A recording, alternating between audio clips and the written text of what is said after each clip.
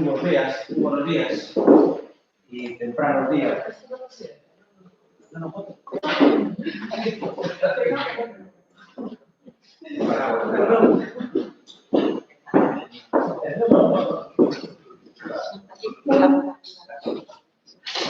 Buen día a todos. Bienvenidos a este taller sobre el diseño de sistemas verdes urbanos.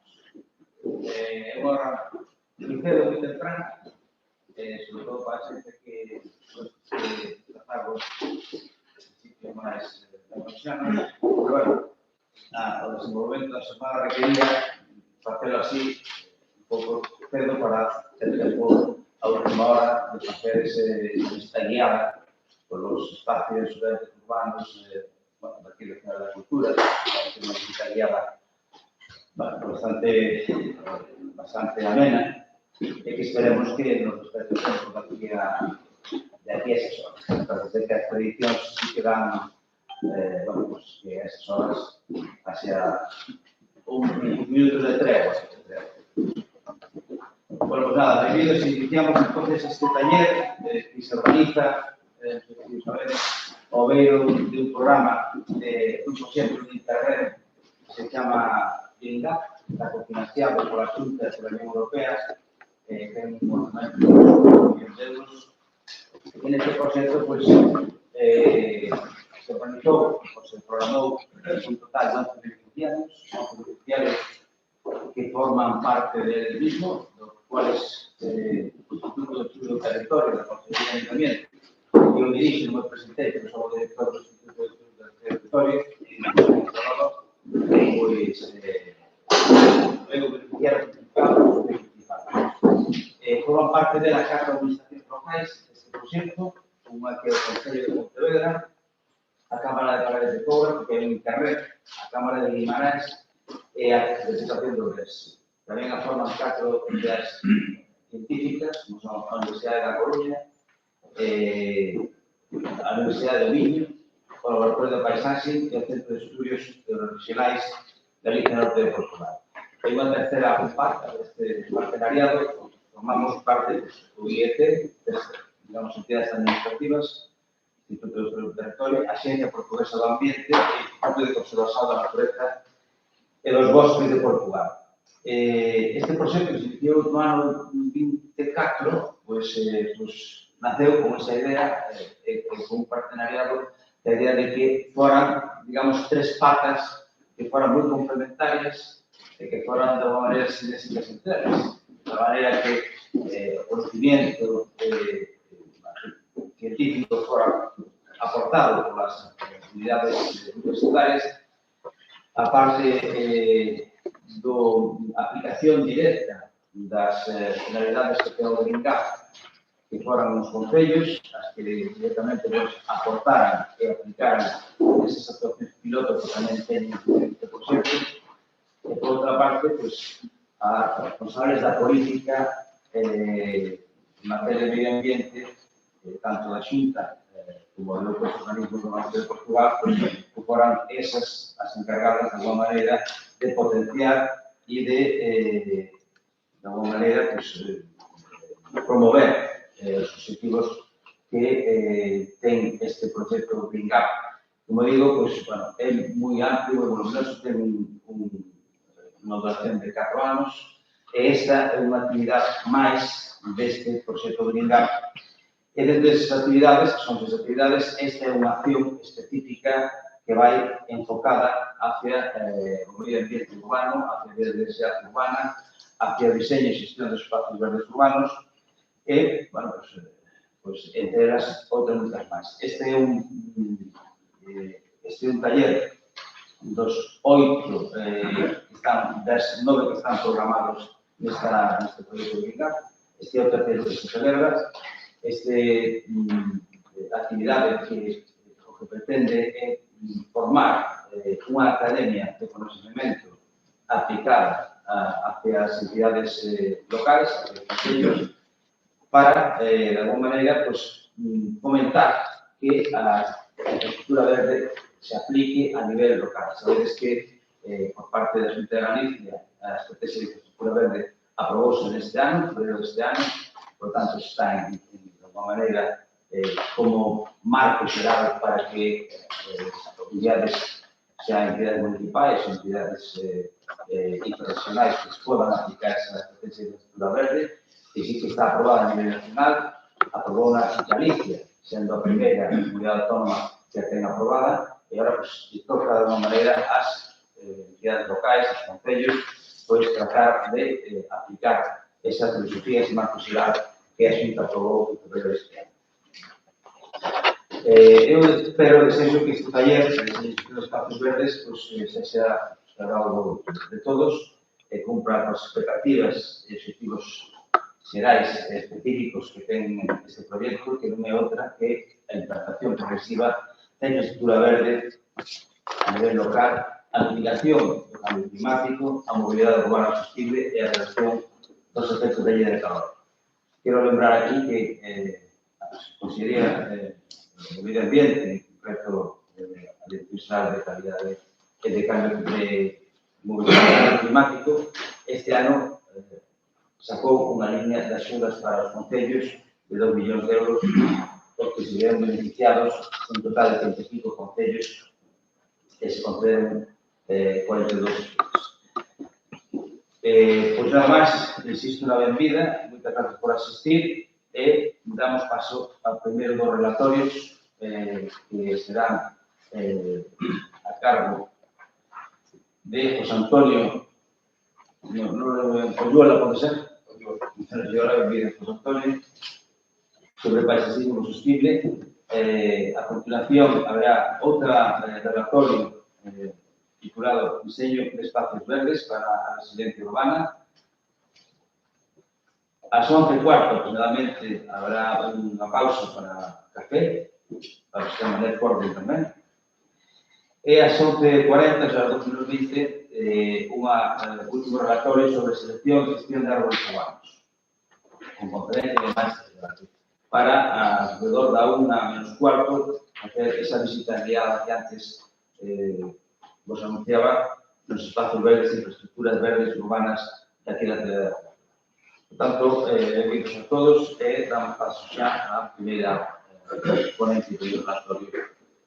Bueno, muchísimas gracias por la presentación y por invitarme a hacer esta reflexión sobre algo que me viene ocupando prácticamente toda la vida. Yo soy arquitecto, soy doctor arquitecto en España, pero soy arquitecto en Brasil y he vivido 10 años en Brasil. Los casos que voy a contar son multiescalares. Hemos trabajado en el territorio, en todo el territorio, en superficies superiores a 530 kilómetros cuadrados, ¿no? O incluso regiones mayores. 53.000 kilómetros cuadrados y 1.600 kilómetros cuadrados, por ejemplo, en Río de Janeiro, que es el tamaño del municipio donde también hemos trabajado. Pero además hemos trabajado desde distintas perspectivas que voy a intentar contar hoy, ¿no? Como el paisajismo sostenible, como la idea, primero, que es, que entendemos nosotros por paisajismo sostenible, después esa aplicación de los conceptos de paisajismo sostenible, ecológico, biónico, en casos concretos de pequeña escala, parques y algún jardín, hasta la escala pues, regional o territorial. Primero, por centrar un poco el tema, nosotros estamos, uno de los proyectos, no sé si ha traído algo sobre él, lo hicimos para la cumbre de cambio climático que va a tener ahora lugar en una ciudad, que es la ciudad de Pará, en Brasil, que es una ciudad fundada por el rey de España, por Felipe IV, en 1616. Y es una ciudad en el delta del Amazonas, en el sur de la isla Maranhão, muy ligada con el ecosistema amazónico. Y lo que hicimos fue una propuesta de un arquitecto bastante conocido a nivel mundial, menos quizá a nivel nacional, que es Javier Piot, que inventó algo que llamó la arquitectura biónica, ¿no? La arquitectura biónica como la forma de aprender de la naturaleza, ¿no? Su principio básico es la naturaleza lo hizo antes y lo hizo mejor, ¿no? Y a partir de ahí intentar leer y transferir eso para la arquitectura, para el urbanismo y para nuestra forma de intervenir en la ciudad y en el territorio, ¿no? Llevarlo al paisajismo, o sea, a una mayor escala y a una mayor integración. El paisajismo no en el sentido de intervenciones en parques y jardines exclusivamente, sino el paisajismo entendido como lo define el Convenio Europeo del Paisaje, es decir, como algo que envuelve todo aquello que se produce dentro de un espacio, tanto lo social como lo económico, como lo ambiental, ¿no? Y os he querido separar esto, y como lo veremos en algunos ejemplos, cómo a veces aplicar el paisajismo sostenible a conceptos como el diseño urbano, el urbanismo o la ordenación del territorio, y un carácter más transversal. Ahí trabajamos el tema del desarrollo sostenible y trabajamos el tema de la conservación de los espacios valiosos, sean estos naturales o culturales. El paisajismo ecológico tiene más una orientación hacia la recuperación de determinados ecosistemas, ¿no? Que han sido alterados o que están en peligro o que están en zonas altamente vulnerables, ¿no? El paisajismo biónico, lo que he querido llamar, aplicando este principio que os decía antes de la arquitectura biónica, como aquello que quiere aprender de la naturaleza, ¿no? De alguna forma entender la naturaleza como una fuente de información y una fuente de ejemplos para poder luego ser aplicados en la arquitectura y el urbanismo.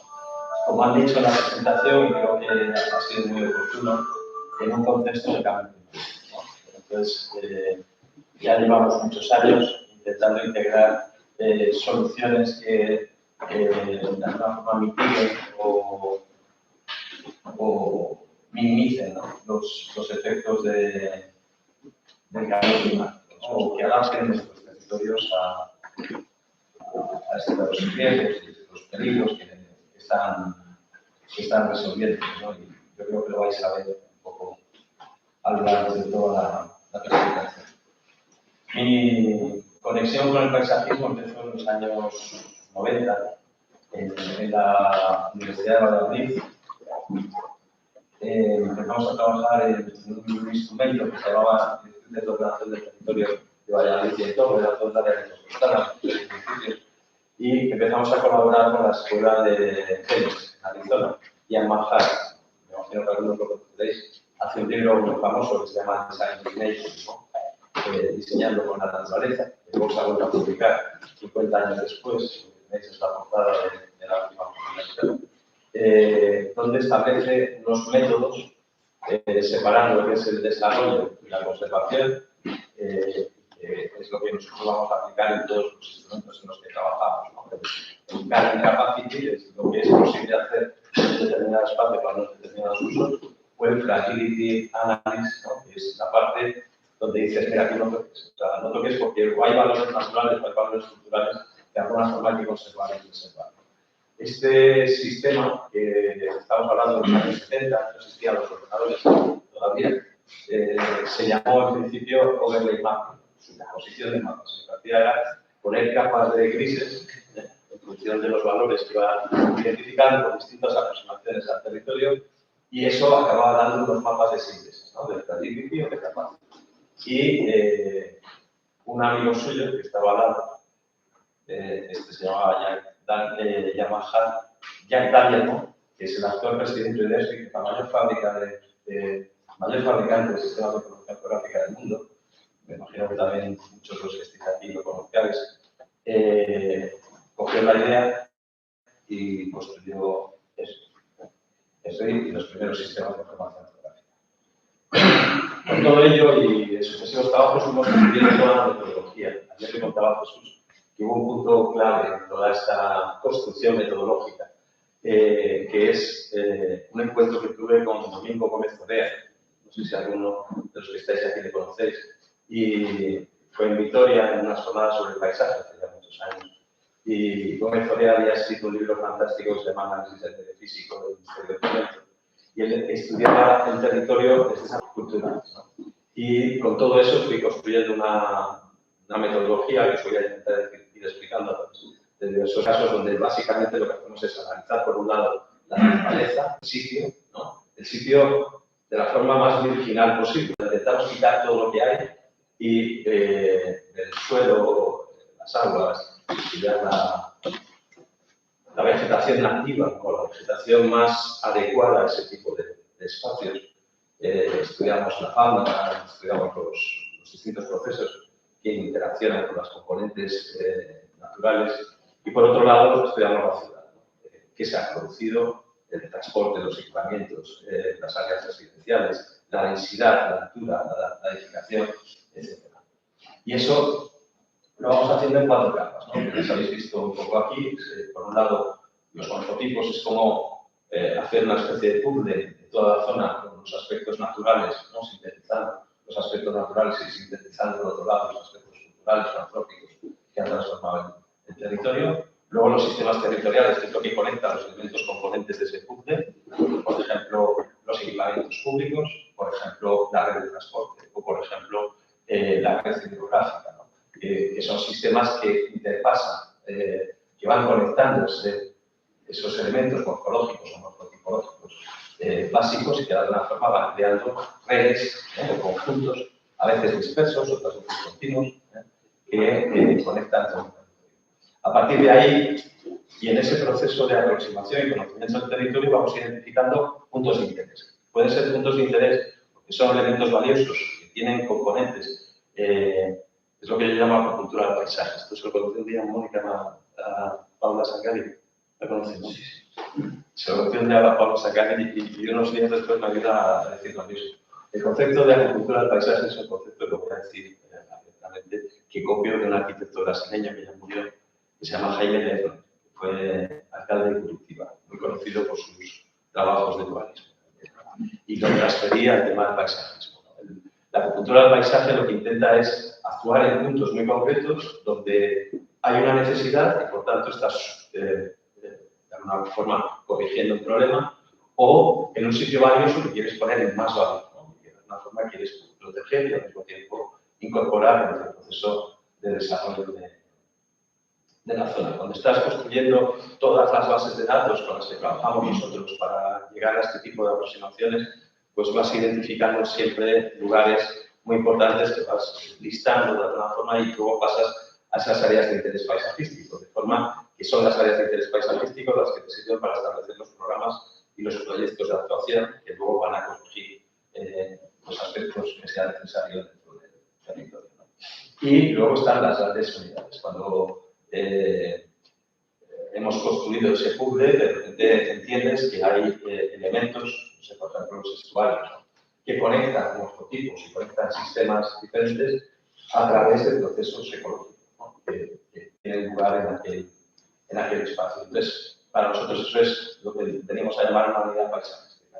Puede ser una subcuenca o una parte de una cuenca o una ribera, puede ser un espacio ya delimitado y administrado, puede ser un parque, en fin, la clave de las unidades homogéneas y las subunidades homogéneas, o el objetivo final es que tú puedas dar directrices específicas para algunos de esos espacios, ¿no? Estos son los morfotipos que os he dicho. Aquí tenéis una lista. Este es el caso que os voy a contar ahora del Río de Janeiro. En el Río de Janeiro, para trabajar en esto, curiosamente nos encontramos un libro traducido de Guillermo Puig. Si alguien se dedica a los temas de ecología, este libro está muy bien. Es un libro de políticas ecológicas, se llama el libro, de Guillermo Puig, que es un gran ecólogo americano. Y curiosamente había hecho un libro, pero era un libro tan bueno que lo tradujeron al portugués en la Universidad de la UNICAM, en una de las universidades de Sao Paulo, y prácticamente notaban los morfotipos ya montados. Lo único que tuvimos que hacer es pasarlo al mapa e integrarlo en el mapa. Al mismo tiempo que integrábamos eso en el mapa, el Ayuntamiento de Río de Janeiro pues tenía una base de datos impresionante, que nadie manejaba. Me ha pasado varias veces, me pasó en Belo Horizonte también, que llegas allí y te encuentras bases de datos inmensas, que lo que es difícil de verdad es coordinar todo eso, ¿no? Coordinar esa información, montarla, interrelacionarla y entenderla como una superposición de cosas que interactúan, que realmente crean procesos importantes para luego la ordenación de esos territorios, ¿no? Aquí veis un poco a la izquierda el mapa de la naturaleza, los morfotipos naturales y los distintos sistemas territoriales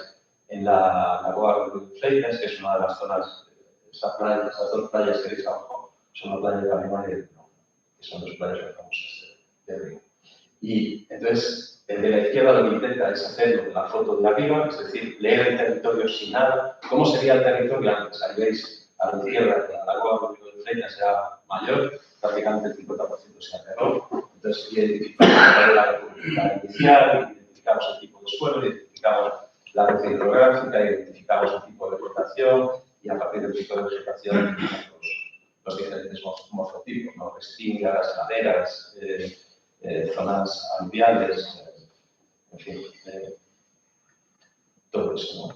Para eso lo primero es mirar para el territorio, ¿no? Observarlo, detallarlo, intentar sacar los elementos componentes para luego a partir de esos elementos componentes que vamos identificando en el territorio construir los mapas, ¿no? Lo cual es un proceso, tengo que reconocer, bastante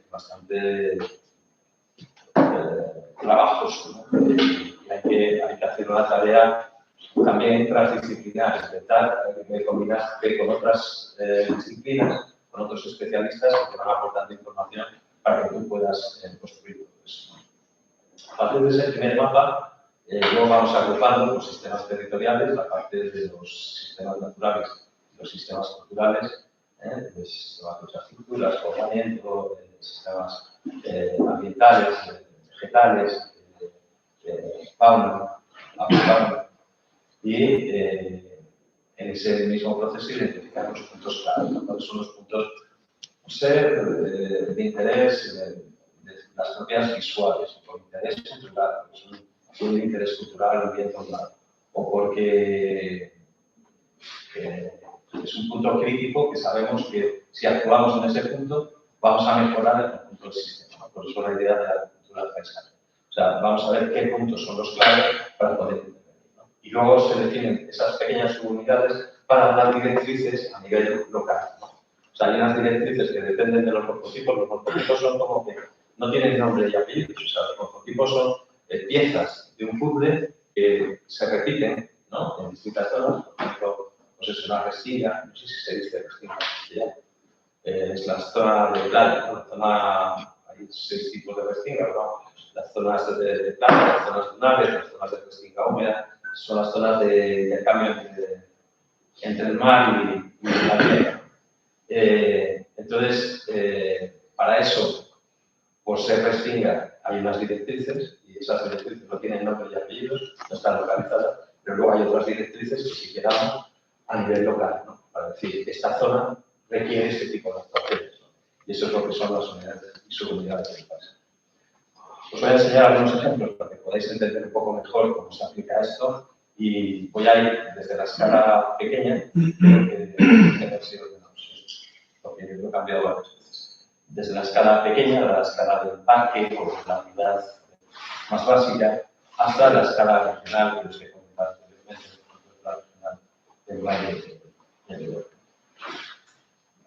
Nuestra llegada a Brasil en 2013 nos encargaron ese parque que veis ahí. No sé si... Ese parque... Este parque que veis. Esta es la ciudad de Belo Horizonte, es la primera capital republicana de Brasil y se hace en 1890, se empieza el diseño de la ciudad y todo ese diseño que veis tan geométrico, ¿no? Que hace un poco el modelo de Viena, de Barcelona, de París, de Haussmann, y se hace un parque que va a ser el corazón del modelo urbano completo, ¿no? El parque se llama Américo Reine Janetti, pero es el parque principal, es el equivalente al Central Park de Nueva York, mucho más pequeño que el equivalente al Central Park de Nueva York, ¿no? Y este era el diseño inicial, lo hace un paisajista francés que se llama Paul Villon, que ha trabajado con Alphand en el París de Haussmann, justamente, pero esto es lo que queda. Lo que queda de ese parque, tenía 700.000 metros cuadrados, es esta parte de aquí que son 200.000 metros cuadrados, ¿no? Y entonces lo que nosotros queremos hacer, desde que llegamos, lo primero que hicimos fue que nos cambiaran la delimitación, nos encargan al director del parque. Lo primero que pedimos es que nos cambien la delimitación, que nos dejen trabajar en el parque original. Pero para trabajar en el parque original tenemos que introducir soluciones basadas en la naturaleza, vamos a hacer un proceso de reverdeado, de naturalización del parque, ¿no? Hacemos ecoductos, hacemos parklets, que es sustituir plazas de aparcamiento por pequeños jardines, hacemos sistemas de drenaje urbano sostenible, hacemos productos, hacemos todo un rediseño de la plantación del parque, que es un parque interesante porque en su origen había 30 especies, cuando llegamos nosotros había más de 250 especies. Eso dentro del parque, pues, que luego en las avenidas principales había otras 30, 40 especies diferentes, con lo cual había 300 especies en un parque que había sido diseñado para 30 especies. En la misma escala, hicimos recientemente un proyecto para la Junta de Castilla y León, que era trabajar los patios de los colegios, ¿no? Esto es un contexto urbano, este es el patio de, este es en Burgos, el Colegio Vadillo, Este es el patio original y lo que hacemos es intentar renaturalizar, incorporar la naturaleza dentro del patio, no solo con fines didácticos, educativos o culturales, sino también con fines ecológicos, de crear sombra, de crear una zona más agradable para que los chavales puedan estar, ¿no? Lo hicimos en este colegio que se llama Vadillo. Creo que al final no se han hecho los proyectos porque no lo aceptó la Consejería de Educación. Lo proponía la Consejería de Medio. Y este es Lara, en Burgos, también. Y este tiene un concepto distinto porque es un concepto de creación casi de un parque, ¿no? De un parque educativo, con una serie de lugares para dar clases de los profesores y para dar clase en la naturaleza, o sea, dentro del propio bosque. A nivel local, el caso más espectacular, quizá, y más delicado que hemos trabajado fue Río de Janeiro. Río de Janeiro fue considerado Patrimonio Mundial en el 2012. Y fue considerada un área, que es toda esta área de aquí, esta área, si no conocéis bien, este es el centro histórico del río, esta es la entrada de la Bahía de Guanajuato, y esto es un parque nacional. O sea, Río de Janeiro tiene un parque nacional en el centro del río. Es el Parque Nacional de la Universidad Cívica, que existe aquí. Entonces nos llaman porque, siendo que es el primer lugar que se ha declarado paisaje cultural a esta escala, además tiene un plan de gestión del 2013, que es muy interesante, y el IFAM, el Instituto de Patrimonio Histórico Nacional, junto con UNESCO, nos encargan que hagamos todo el sistema de ordenación y gestión. Y lo que hacemos es volver a aplicar otra vez las mismas normas, ¿no? Levantar toda la información que había, tanto desde el punto de vista natural como desde el punto de vista cultural, con una tercera columna que es cómo se administra el territorio. Es decir, hay espacios protegidos, hay dominios públicos y dominios públicos, hay una serie de determinaciones administrativas que van también marcando su propio espacio, ¿no? Y ese espacio también hay que ponerlo en relación con los levantamientos que hemos hecho por ejemplo.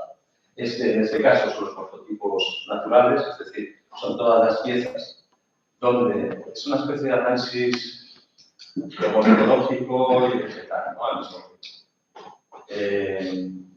Conectando suelos, lo que llamamos el mapa pedológico, no es un mapa gráfico. El mapa gráfico es una proyección de los suelos a futuros. ¿Para qué sirve el suelo? ¿Cuáles son las consecuencias? Sino que es un mapa pedológico, que nos cuenta la historia del suelo, de dónde venía el suelo. Como os he dicho antes, en Río de Janeiro, todo esto que veis aquí, estas manchas, son aceros, o sea, son zonas que se han ganado al mar. Entonces, había muchas zonas ganadas al mar, había muchos terrenos que se habían desmontado dentro de cerros o de pequeñas sierras o montañas que se habían desmontado para hacer urbanizaciones, y nosotros lo que queríamos era recuperar la imagen anterior. Esto es lo contrario, esto es las zonas administradas. En Río hay, fijaros que esto es el término municipal de Río, que ya es muy grande, que 600 kilómetros cuadrados, pero hay 125 o 130 planes que operan simultáneamente, tanto desde el punto de vista ambiental como desde el punto de vista urbanístico o desde el punto de vista de la ordenación del territorio. Luego, bajando a escala de detalle, esta es la cuenca del río Dos Macacos, se llama, que es este río de aquí, que es el principal. Este es el jardín botánico del Río de Janeiro. Y ahí vamos haciendo una lectura muy profunda de los elementos componentes, vamos dibujando ese territorio virgen que queremos entender para luego saber con qué normas tenemos que actuar sobre él. Estas son las piscinas, estas son las playas, las dunas, los sistemas tan famosos de río, los se llaman morros, ¿no? Que son los cerros, estos graníticos y de gneiss, ¿no? La base de gneiss, la parte de arriba de granito, ¿no? Que son estas montañas que van apareciendo. Este es el Cristo Redentor. Y a partir de ahí pues vamos profundizando más en todo el tema. Voy a pasar muy rápido porque no me he dado cuenta y me queda solo 10 minutos. Esto es Belén, trabajo que hicimos en Belén de Pará, os he comentado anteriormente, para un cambio temático. Es una agenda urbana copiada del modelo de un nuevo hábitat, pero el modelo que utilizamos es el mismo, solo que luego lo aplicamos a partir de la agenda de un nuevo hábitat, que son 10 ejes estratégicos. De cada uno de los ejes hemos hecho un mapa, ¿no? Para el tema del tratamiento normativo y para el tema del tratamiento, por ejemplo, de los IGP y CAPOS, que es algo muy importante en Brasil.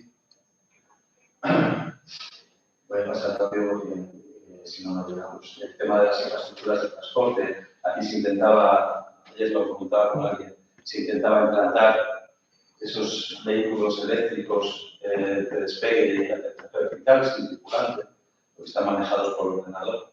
Los están fabricando en una empresa brasileña que se llama.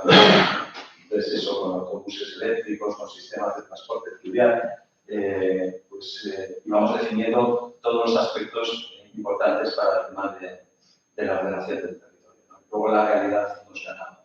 Resulta que se estaban haciendo jardines y huertas flotantes para uso de los favelados, ¿no? Que son la gente que vive en pequeñas comunidades en el entorno de la bahía de Guasará, que es esta bahía. Este es el río Amazonas, y aquí arriba está la isla donde mataron a Orellana, que se llama de San Marasol.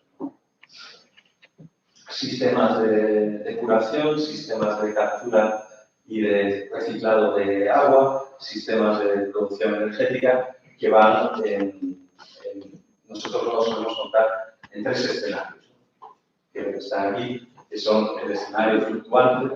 Hay una ciudad en toda la Amazonas, ¿no? Desde Perú hasta la desembocadura, que es una ciudad que fluctúa, que va en pequeñas islas.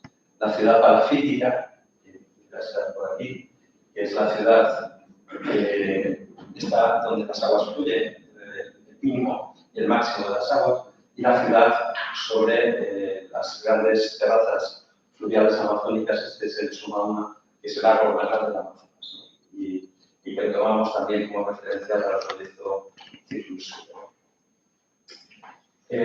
Aplicamos lo mismo en Valladolid, este fue el primero que organizó en el año 2003, en Segovia, a escala metropolitana, en toda Segovia. Lo aplicamos también a algunos proyectos. Esto es un proyecto de una estación de esquí que se llamaba San Gloria, que en realidad era un destino turístico sostenible, ¿no? En el norte de la montaña cantábrica, porque era mucho más que una estación de esquí. Y lo estamos aplicando ahora, voy a pasar muy rápido esto. Esto fue a lo largo de todo el vuelo, pero siempre con el mismo sistema de capas, ¿no? Los sistemas territoriales, que veis aquí, y estos son los morfotipos, en este caso los morfotipos naturales a lo largo de todo el vuelo. Por tanto, siempre trabajamos con lo mismo, lo cual luego nos lleva hacia el tema normativo con la misma estructura, ¿no? Hacemos el sistema normativo con morfotipos, por unidades de paisaje, los sistemas territoriales, o en concreto, un área de interés paisajístico que nos interese de una forma activa. Nos lleva a Orense, y en Orense estamos trabajando con la Universidad de Coruña y estamos haciendo el despliegue de una infraestructura verde.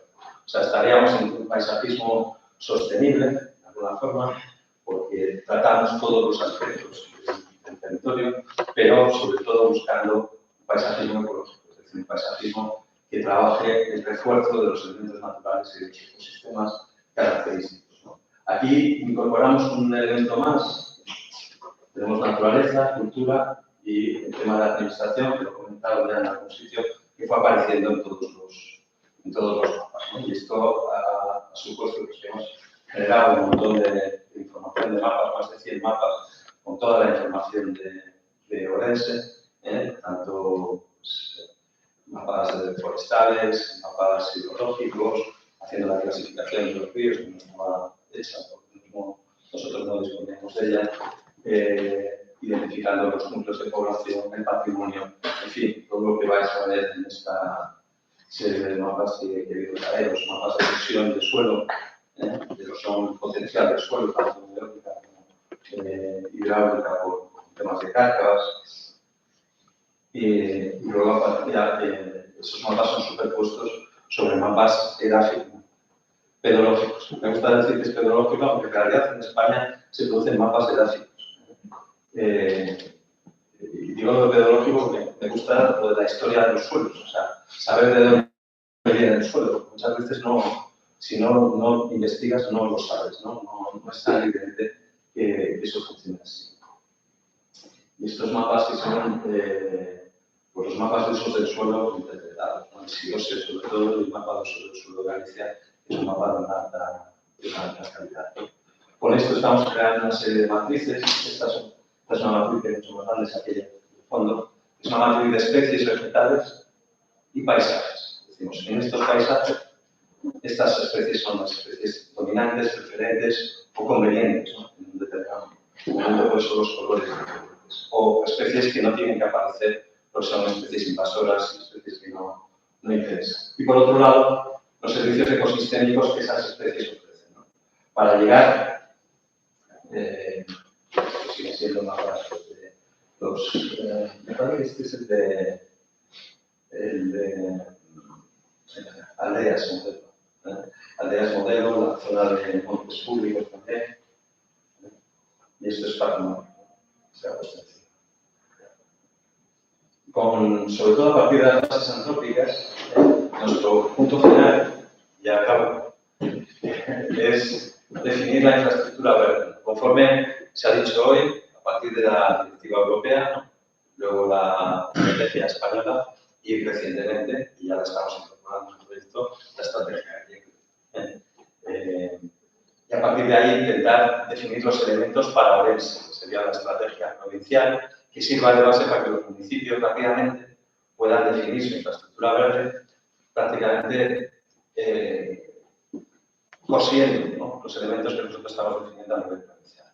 Si tenemos un mapa de especies por servicios ecosistémicos y un mapa de especies por paisajes, solo tienes que cruzar los dos para producir el mapa final a partir de los espacios en los que tú quieras intervenir. Eso es decisión del ayuntamiento. Cuáles son los servicios ecosistémicos que ellos quieren priorizar y, por tanto, ver a partir de esta otra matriz, que creo que está aquí, es esta, una vez seleccionado el servicio ecosistémico, es decir, cuáles son los espacios de mi municipio que más potencian este servicio ecosistémico y, por tanto, van a generar una mejor aplicación de la infraestructura. Cuando tú has elegido el servicio ecosistémico y eliges aquí, por ejemplo, los que tengan valor 5, que son los que más potencian ese servicio ecosistémico, buscas en el mapa, que hay un mapa de cada municipio, este uso del suelo y aplicas con las tablas que tenemos de especies por paisajes o especies por servicios ecosistémicos, cómo lo quieres aplicar. Requiere una mano de experto, pero digamos que hay ya unas bases fáciles para poderlo aplicar. No me quiero pasar, esto claro, podéis entender que lo que ha pasado este verano nos ha cambiado bastante la estrategia, ¿no? Esta era la estrategia antes, creo que ya está un poco modificada, esta era la estrategia que queríamos aplicar en los municipios, pero con los incendios que ha habido, yo digo, el área envolvente de los incendios, no el área incendiada, sino el área envolvente de los incendios supone casi el 22% de la producción. Entonces, teníamos que cambiar un poco la estrategia y priorizar el tema de la recuperación de suelos, de la mejora de la calidad de las aguas y de todas aquellas acciones que son urgentes para la recuperación de estas áreas quemadas, que ha sido una cosa trágica que no esperábamos nadie, pero que al mismo tiempo exige que cambiemos toda la estrategia Estos son algunos mapas por servicios ecosistémicos, como me parece que hay, no sé si eran 32, ¿no? 27, 22 es que hemos bailado bastante. Los servicios ecosistémicos es algo, pero se ha discutido en grupos, yo estoy muy contento. Ha sido de verdad una profundización colectiva. Había biólogos, ingenieros, arquitectos de un perfil y de otro perfil, ¿no? Arquitectos más urbanistas, arquitectos más volcados con temas de edificación o vivienda. Es decir, que ha habido mucho cruce de información y la verdad es que esa matriz es esta que veis aquí de fondo. Es una matriz que luego tiene un informe explicando cómo se aplican los valores de la matriz. Tuvimos mesas y discusiones para discutir cada uno de los 600 y pico puntos que hay en la matriz, con tantas usos del suelo y 22 servicios ecosistémicos. Entonces, salían unas matrices enormes y fueron unas reuniones muy largas, pero muy interesantes y muy contundentes. Y a partir de ahí también hemos hecho una lista de soluciones basadas en la naturaleza que se pueden aplicar en los distintos paisajes. Hemos hecho una matriz de paisajes y soluciones basadas en la naturaleza. Con los incendios descubrimos los planes que yo no conocía, de protección forestal de los 50 metros, que está incorporando también a las directrices y efectivamente analizamos que en algunos casos estas bandas de protección que luego se pueden aplicar pues distintos tipos de huerto, hay un sello incluso de viñedos antifuego, ¿no? Es un sello europeo para este tipo de espacios colchón que sirven de protección y esperemos que esto se pueda mejorar rápidamente. Yo creo que el paisajismo, ya os he dicho que comienza en los años 60, 70, comienza también en Italia, yo me formé en Milán, también es un técnico, y allí ya se hablaba del paisajismo, pero yo me formé en los años 80, primeros de los 90. Y ya se hablaba del paisajismo, pero estoy hablando de los planes del paisaje de Italia de los años 60, que eran planes territoriales a una escala enorme, no es algo nuevo.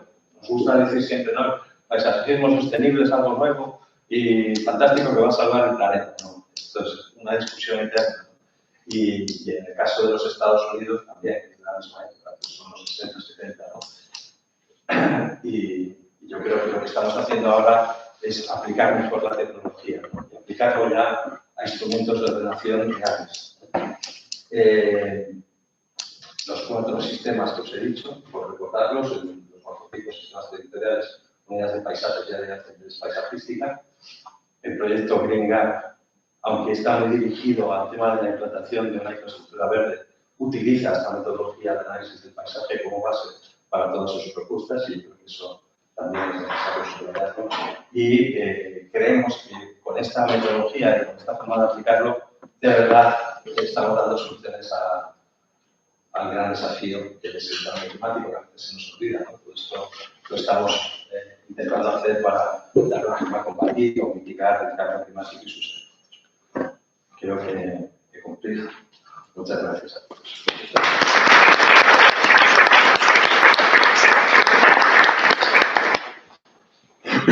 Bueno, tenemos 15 minutos de preguntas y debates, si queréis, con Antonio, así que aprovechad.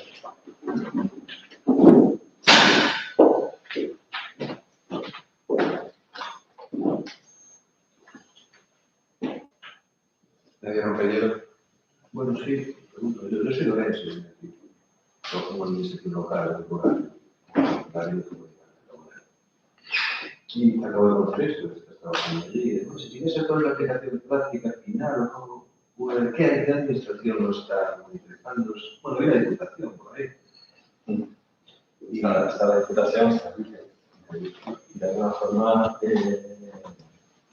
lo que se está elaborando es una estrategia provincial que acabará teniendo para cada municipio sus 4 mapas, el mapa de paisajes naturales, paisajes culturales, el mapa de los elementos componentes de la infraestructura verde, o sea, que nosotros identificamos como áreas núcleo, y el mapa de cómo se administra el territorio, o sea, qué lugares protegidos tenéis, edificios públicos, para que con esos 4 mapas y las tablas que os he enseñado, grosso modo, podáis de alguna forma construir vuestra propia infraestructura verde.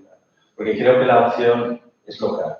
O sea, la decisión tiene que ser de los ayuntamientos y de los alcaldes, ¿no? ¿Qué quieren priorizar? ¿No? Entre los servicios ecosistémicos hay servicios que tienen que ver con la calidad de vida. Puede salir, hay un método que se habla mucho últimamente, 30-300. Que tienes que ver 3 árboles en la ventana de tu casa, que tienes que ver el 30% como superficie verde, que tienes que tener un parque a 300 metros. pues si quieres priorizar eso, si quieres priorizar la motivación térmica o quieres priorizar, no sé, la mejora de la permeabilidad del suelo, pues es una decisión. Y hecha esa decisión con estos instrumentos, que al final deja de ser una especie de herramienta que ayuda a los municipios para que ellos puedan hacer su infraestructura verde como ellos quieran.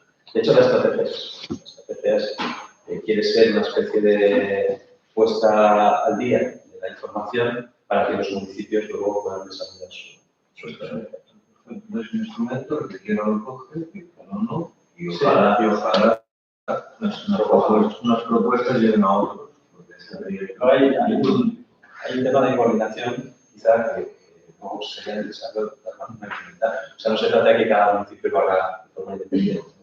Los corredores ecológicos no tienen barreras, ¿no? Hay barreras Y luego el tema de los incendios, que ojalá se logre generar pautas de reforestación, también la fauna, ¿no?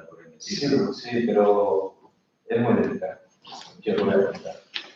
Entonces es un tema que está muy en la cultura y es claro que el problema de las quemas, es muy tradicional. Lo que pasa es que con el cambio climático, pues esto ha pasado lo que ha pasado. Entonces, implementarlo con seguridad es un tema que tiene mucho que ver con lo cultural, con la gente, con colaborar con la gente. Y por tanto, hacerles ver lo valioso que es un territorio. A ver, el 90% del suelo es propiedad privada, 99%. Pues podemos dar pautas. Bueno, A la provincia por eso digo. Entonces, ahí, el urbano, propiedad municipal, se puede hacer. En el otro, la que está un cambio cultural, no puede ser una persona. Ayudas a mejorar los suelos. Disciplina, No, el dinero lo puede todo. Es decir, si tú das ayudas primero, ellos van a ser sensibles rápidamente. O sea, esto, yo no sé si ya está pasando. Habrá una pérdida de calidad de las aguas, en algunos pueblos les está dando de llevar el agua en depósitos, porque no vale el agua en su suelo, porque en el primer lavado, ya estaba en la noche, ese agua va a ir a los acuíferos y por tanto va a contaminar el agua que bebéis. O sea, hay un problema serio de salud, hay un problema serio de pérdida del suelo, y por tanto hay que retener los suelos en la cadena. Y eso como afecta a los propios agricultores, como afecta a los usuarios de bosques para temas de plantación forestal, pues eso es algo que creo que sí que la gente lo va a entender rápidamente y correrá detrás de esas ayudas, espero, y intentarán de alguna forma corregirlos. O sea, que va a haber un desastre. En ese sentido está claro, que sea menor de lo que todos agricultores y usuarios de bosques de la ustedes son los ordenados en territorio económico ninguna gran parte del territorio y ahí no se puede hacer. Me gusta darle yo creo que mucho también está en el ganado, en la ganadería. Y la ganadería puede tener un potencial económico mayor que la agricultura. No lo sé, no es fácil. Ni podemos llegar de fuera y decir lo que tenéis que hacer, porque esto hay que haberlo vivido. Sí, pero es verdad que la ganadería se está poniendo también mala fama por otro lado y eso tiene un problema. ¿Mala fama cuál? El tema de emisiones, ¿verdad? Que es mentira, es mentira. Porque están muy limitadas las emisiones de metano, no sé qué, de las macrogramas, entre comillas, se está dando a toda esa capa de la ganadería en las cosas malas de una parte del tipo de ganadería. Evidentemente, la ganadería extensiva en media montaña, que puede haber eso, como hay en la montaña de Lugo, que no hay tanto como Ourense, que es más por Lugo. Sí, pero bueno, pues podemos tener en Tracastela, por ejemplo, en Sambos, todo tipo de ganadería, evidentemente tiene una gestión, un manejo de territorio o un potencial de manejo de territorio tremendo que no se está aplicando y que tampoco se está ayudando realmente, porque, por ejemplo, el tema de marca de calidad, hay una confusión enorme, por ejemplo, entre la garantía suprema, desde la Diputación se estaba manejando algo de gestión, creo que decía el compañero. Suelo privado, directrices, o sea, estrategia de infraestructura verde autonómica por otro lado, transposición al planeamiento difícil, medios locales nulos, naturalmente, los ayuntamientos, capacidad de gestión del territorio, brigadas, trabajadores, tal. Salió, creo que ya rueda anunciando, ¿no? Que iban a limpiar, iban a hacer limpieza en los ayuntamientos de 10.000 de los centros secundarios. Bueno, es algo, pero claro, yo no sé si esto ya se está planteando algo en la gestión, en la gobernanza de eso, porque hasta ahora lo iba por la vía de las penalidades o de las obligaciones difíciles de hacer cumplir, porque los ayuntamientos son incapaces de hacer cumplir que se limpien los solares, que mira que es una cosa pequeña, asumible, de escala inmediata, no son capaces de hacerlo cumplir. Es muy difícil. No tienen la administración. 30% de la gente no pertenece a nadie. Cuidado. Y después está la capa. Me gusta la herramienta muchísimo para poder trabajar desde un ayuntamiento y poder intentar hacer algo. Gestionar como pasa. Esperamos que disponga eso pronto y aquí está lo que es el director del proyecto, pero se está haciendo una difusión por comarcas, por agrupaciones de ayuntamientos, pero se está empezando a difundir el proyecto. Todavía no está acabado, pero estamos acabando y ya estamos presentando. Ya los alcaldes. Sí que ha habido una voluntad. Meterse en la cabeza los alcaldes. Claro, Sí, claro. creo que El alcalde luego cambia a los 4 años. Entonces, es al alcalde y a los técnicos. Pero luego uno lo hace bien, Sí. Yo creo que una actuación dirigida a los alcaldes específicamente para divulgar y concienciar, yo creo que sería fundamental. Una cosa que no sé, que no se sabía que iba a pasar los incendios, se sabía lo que iba a pasar, y todos como cualquiera. Hablamos de mapas, FIS, de los finos, que tienen a ver y saben perfectamente lo que iba a pasar. Es combustible, está ahí. Yo comentando sobre el alcalde, diciéndole, oye, tú no, porque es una persona muy activa, hace bien, trabaja, no sé qué más nada. Y tú, como es que tu día, cualquier día te ves que se queda sin nada, ¿qué vas a hacer? Eso no tiene nada que ver con mi actividad, eso se dedica a otras cosas. No mira, va a gestionar, de alguna manera. Preventivo. Es planificación preventiva. Sí, pero bueno, necesitamos yo para que los técnicos, alcaldes que quieran escuchar, poder hacer una provincia, digamos así. Yo creo que está muy bien.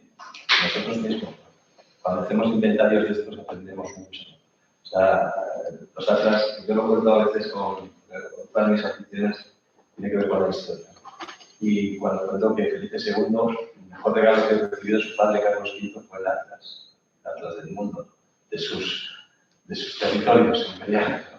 Entonces, como un atlas estos, como un esfuerzo tan intensivo como que se está haciendo para el tema de la infraestructura verde, que es un esfuerzo de poner todas las capas de información encima, la propiedad del suelo, las políticas públicas, ¿no?, que se están implementando, el tema de las actividades políticas, por ejemplo, el tema de las zonas de riego, encima de la mesa, pues está muy bien porque te ayuda a entender las interacciones que hay entre todo, ¿no? Y posiblemente las soluciones que propongas al final del proceso sean mucho mejores que las que hubieras propuesto si no tuvieras ese conocimiento. Y lo digo por nosotros técnicos, pero lo digo también por los administrados, es decir, los ayuntamientos o las asociaciones. O sea, yo confío mucho en la sociedad civil también, que al final se acaban, pues son asociaciones de agricultores, asociaciones de productos de calidad, etcétera, que estas cosas les preocupan porque les afecta directamente al bolsillo y porque les gusta el territorio donde viven y donde trabajan. Y yo creo que por ese camino también hay una vía interesante de implementación de estos proyectos. Mira, una pregunta. Dentro de las matrices que hicisteis, ¿tenéis alguna matriz de valorización del terreno, del territorio y su estudio en el tiempo? Quiero decir, el territorio a lo largo del tiempo tiene un valor que va fluctuando sustancialmente a lo largo del tiempo. Y esa fluctuación de valor influye grandemente tanto en su conservación desde el punto de vista del paisaje como desde el punto de vista de su conservación. Entonces, ¿tenéis alguna matriz a ese respecto? Esto es un mapa. Aunque lo veis aquí es una matriz, esto es un mapa. Y el mapa está asociado, veis arriba, a colores, es el mapa de usos del suelo. y ese hay que cambiar. Es el tiempo. El tiempo lo que hace es modificar los usos. Una área que era forestal ahora pasa a ser ganadera, o un área ganadera pasa a ser agrícola. Desde el momento que tú actualizas el mapa, estás aplicando la misma matriz, pero el mapa que vas a tener es diferente. Y por tanto, el escenario de trabajo es diferente. Otra cosa son, por ejemplo, algo que pasa también rápido que es esto. Algunos elementos son más estáticos de lo que parece. Los ríos, aunque se mueven, y las montañas también, no solo por la agua, sino que se mueven, pero dan una cierta estabilidad y sobre todo articulan muy bien el territorio. Entonces, una de las estrategias más importantes es la continuidad de los cursos fluviales. Y ahí sí que identificamos dónde están las masas riparias ya existentes, ¿no? Los bosques de ribera que ya existen, y dónde debemos actuar para mejorar la conectividad ecológica a través de los elementos fluviales.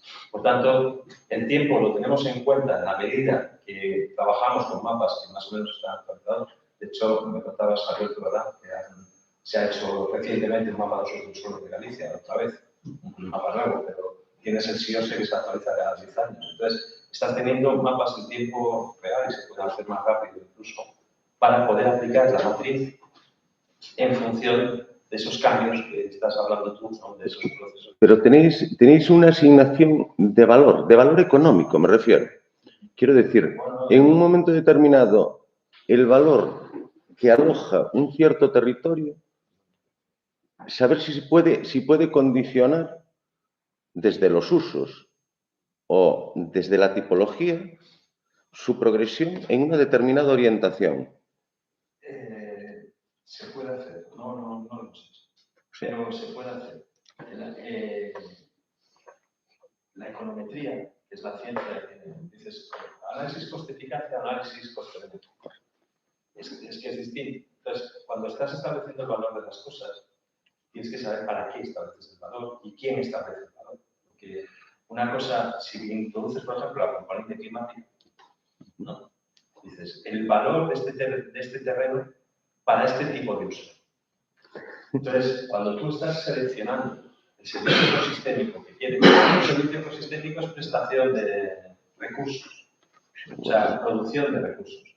Dices, yo quiero potenciar la productividad del territorio. Elige ese valor y te va a dar la productividad. Pero si lo que quieres es potenciar valores que no tienen un alto valor económico, sino que a veces hasta tienen un coste, como es el combate al cambio climático, ¿no?, pues lo mismo, es una matriz, en vez de entrar por abajo, por arriba, que son los servicios de cambio climático, y por tanto ya estás tratando el territorio, digamos, de otra forma, ¿no?, o lo estás valorando de otra forma, decirlo así. Cuando tú podrías, y lo hemos hecho, hay unos mapas, estos mapas, que hay unos más conocidos, no sé si les hacía antes. Estos mapas son por servicios ecosistémicos. Cada mapa tiene una valoración distinta en función del servicio ecosistémico. Por tanto, al tú elegir el servicio ecosistémico, la valoración que estás dando al territorio y las prioridades que estás queriendo aplicar en el territorio son diferentes. ¿Entiendes? Con el mismo mapa de fondo, con el mismo mapa de usos del suelo, pero depende de lo que yo quiera, de alguna forma, potenciar. Claro. Pero hay un servicio ecosistémico, por cierto, que es combate a los incendios.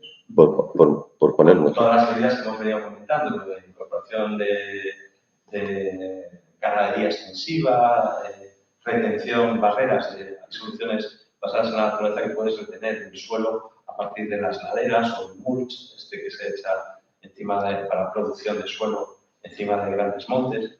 O sea, hay muchas formas de hacer. Bueno, pues hay un servicio ecosistémico que es combate a los incendios. Si un determinado ayuntamiento quiere potenciar eso, claro, lo que está haciendo de alguna forma es poner en valor el territorio como una especie de escudo contra el incendio. Pero eso tiene un coste. Claro, pero tener un sistema transversal que permita valorar qué es más práctico, qué es más rentable en el tiempo, medio plazo, largo plazo, la inversión sobre por poner el ejemplo de los incendios, sobre la extinción en un territorio determinado que tiene un grado de recurrencia muy alto, ¿qué es más rentable a medio y largo plazo? ¿Una inversión muy fuerte en extinción o utilizar soluciones basadas en la naturaleza que tengan un cierto grado de rentabilidad? ¿Y cuál es la resultante? ¿Por dónde se mueve esa curva? Entiendo que será algo muy complejo. Desde el punto de vista económico, eso, insisto, hay distintas escuelas. La econometría, lo que es la valoración económica de intangibles o elementos que no son tan operativos en campo, hay distintas escuelas potenciales. Hay una escuela, y ahora vuelvo al discurso antes, que es la escuela de gasto-beneficio, que es la escuela más capitalista, por decirlo de alguna forma, y luego coste-eficacia, que sería la otra escuela donde dices, no, que hago una inversión, pero a largo plazo esto tiene un beneficio, o a nivel del medio ambiente, ¿no? A nivel de la calidad ambiental del territorio, esto tiene un beneficio enorme. Yo creo que cada uno tendrá que aplicarlo como quiera. Es decir, los ayuntamientos son autónomos tienen la herramienta, era lo que hablamos antes, tú tienes una herramienta, ahora aplícalo como tú quieras, pero la decisión es tuya, porque el responsable es el ayuntamiento. Y si no es así, no va a funcionar, porque él es el responsable de tomar la decisión de cómo se tiene que aplicar, pero es el responsable de aplicarla. O sea, una vez que ha tomado la decisión de haber construido el plan, la decisión de que eso se aplique de verdad va a depender del ayuntamiento, que va a correr detrás de los fondos, que va a correr detrás de los operadores que tengan que hacer las distintas actuaciones es el ayuntamiento. Entonces, a mí me parece que la implicación municipal es clave.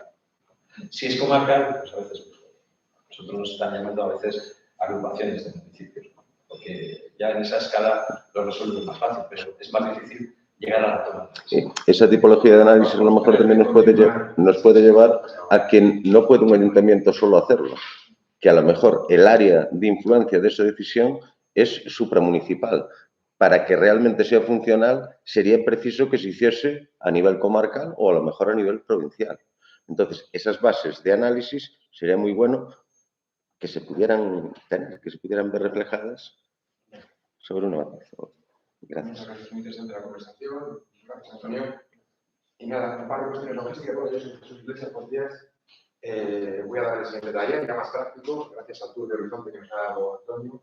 Las bases de conocimiento, nos vamos a pasar una metodología de diseño de espacios verdes urbanos. Con un taller práctico que haremos en 4 grupos, según estas mesas. Antes, si alguien falta de firmar al inicio, luego hay que firmar, perdón, que me estoy quedando mónico, hay que firmar otra vez al final, lo paso por aquí. También os ha llegado un email con 2 cuestionarios, un cuestionario de valoración de contenidos y otro cuestionario de conocimiento. Los 2 son obligatorios para tener el certificado de asistencia. Entonces, bueno, tenéis hasta el 21 de septiembre, tenéis tiempo, si lo podéis hacer hoy, pues así no se os olvidan más cosas. Nada más, vamos a empezar ya con el taller. Ahorita traeremos el café, que traerán unas pastitas de café. ¿Tenéis alguna pregunta hasta el momento del programa? Bueno, finalmente tenemos la visita guiada. A las 9:45 pasamos aquí. Antes de la visita, tenemos que firmar la hoja. Bueno, este es el caso histórico de Santiago. Hay personas aquí de Santiago. Es la carpetilla. Aquí tenemos la información local. Para empezar a generar concienciación ciudadana para los cambios y voluntad política, las encuestas funcionan muy bien. Esta encuesta en Sevilla fue clave para diseñar una de las mejores redes de carriles de bici de diseñaron en una única legislatura. Con una encuesta que se realizó, decía que el 90% de las personas que la contestaron, que fueron bastantes, estaban a favor de esa red de infraestructuras ciclistas. Y esto generó apoyo político instantáneo y se construyó una red de 80 kilómetros conexa, segura, en una legislatura. Entonces, generar esa concienciación ciudadana que moviliza la voluntad política es fundamental para los cambios de la generación urbana que vamos a ver hoy. Los cambios son posibles. Se tienen que dar las circunstancias para darnos cuenta de ello. Durante las restricciones, después del confinamiento de la pandemia, no se podía circular con los vehículos por el centro de las ciudades, retomamos ciudades para la ciudadanía, los ciclistas, los peatones, y era posible estar en Castellana de Madrid con la peatonal.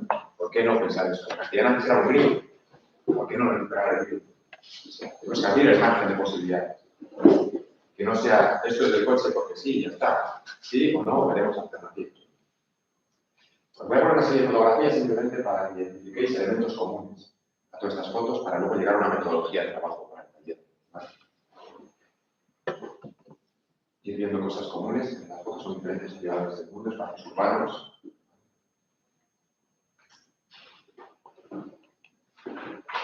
Simplemente identifiquéis cosas que también están presentes en Santiago, algunas ciudades de Galicia.